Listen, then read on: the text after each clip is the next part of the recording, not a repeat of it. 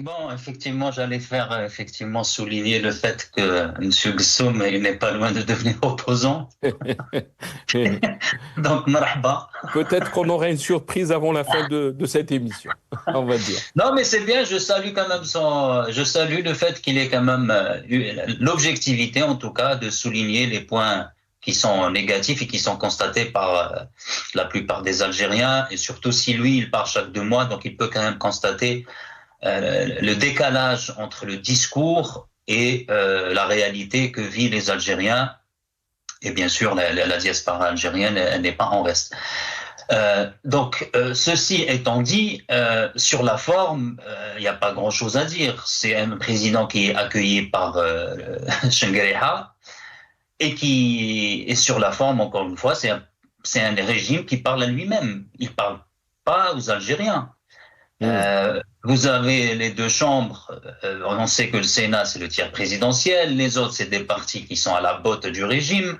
Donc, bien sûr, dans le Parlement, vous avez les trotskistes de service, vous avez les laïcs de service, vous avez les islamistes de service. Tout le monde est de service, y compris les médias en Algérie. Tout le monde est à la botte de ce régime.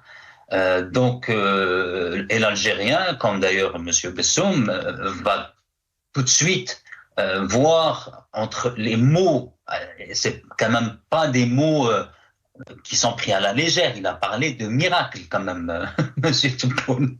Donc, Hmm. quand l'Algérien sort dans la rue et qu'il voit que tous les cafés sont remplis de jeunes, que les routes sont défoncées, qu'on a des villes qui sont complètement, on dirait que c'est la Deuxième Guerre mondiale. Il n'y a pas d'espace vert, il y a de la corruption partout, il y a de la surveillance partout. L'Algérien aujourd'hui, il est sous pression permanente.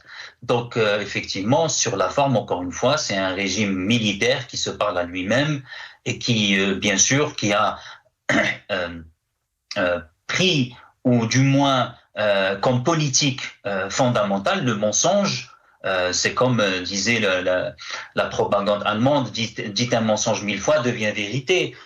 Sauf Hmm. que ça, peut-être que c'était le cas en 1945. Aujourd'hui, ce n'est plus possible. Les gens peuvent constater, soit pour les habitants en Algérie, que c'est pas la réalité, soit pour les gens qui ne sont pas en Algérie. Vous avez qu'à taper l'Algérie, les performances économiques de l'Algérie sur n'importe quel moteur de recherche ou n'importe quel outil d'intelligence artificielle pour voir que l'Algérie est loin du miracle. Bien au contraire, l'Algérie, elle est complètement en liquéfaction, elle est en déliquescence prononcée.